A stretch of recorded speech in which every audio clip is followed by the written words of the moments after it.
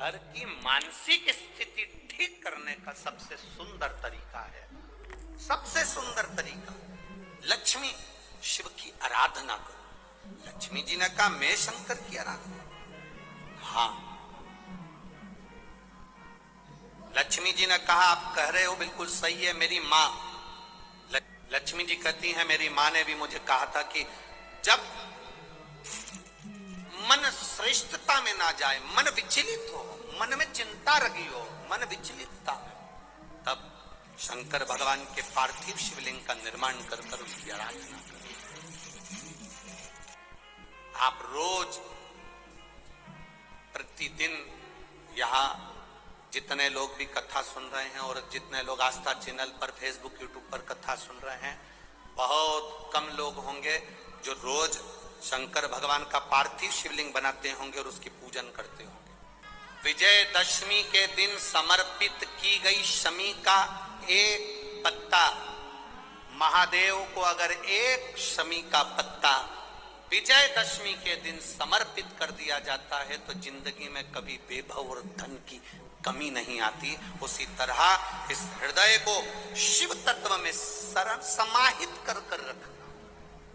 हे स्कंद देव, हे कार्तिकेय, कार्तिक के महीने में जो दीप दान करता है उसके घर में कभी संपदा की कमी नहीं आती। कार्तिक महीने के दीपदान की महत्वता जैसे ही लक्ष्मी और नारायण ने कही तब ब्रह्मदेव प्रकट हुए और देवादिदेव महादेव प्रकट हुए, मां पार्वती के साथ में, और ब्रह्मा जी प्रकट हुए मां ब्रह्माणी के साथ में। उन्होंने वर प्रदान कर दिया। षडानन कार्तिकेय भूलवश भी अगर कोई बेलपत्र और शमी पत्र दोनों एक साथ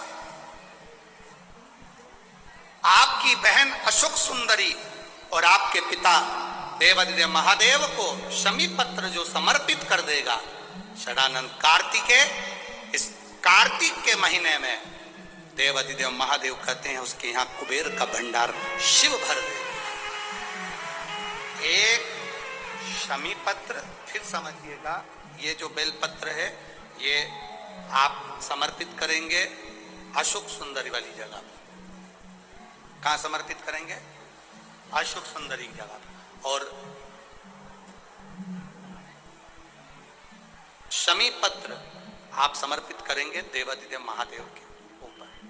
बस इसमें एक चीज का स्मरण अपने को करना है, जब अपन अशोक सुंदरी की जगह पर बेलपत्र चढ़ाएंगे तो ये डंडी का जो मुख है ये महादेव के जो खाली स्थान है, खाली वाली जगह उसे ओर होगा। शमी पत्र की जो डंडी का मुख है इसी की और जिस ओर तुमने बेलपत्र चढ़ाया है उसी ओर शमी पत्र की भी डंडी का मुख उसी ओर होगा।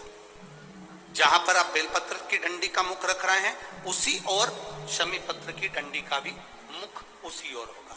तो देवादिदेव महादेव भगवान शंकर, मां जगत जननी जगदम्बा, श्री ब्रह्मदेव, ब्रह्माणी, षडानंद कार्तिकेय को वर प्रदान करते। एक बात बहुत अच्छे से अपने अंदर उतार कर रखिएगा, शरद पूर्णिमा से लेकर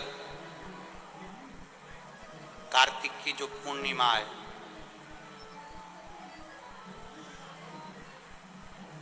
उस बीच में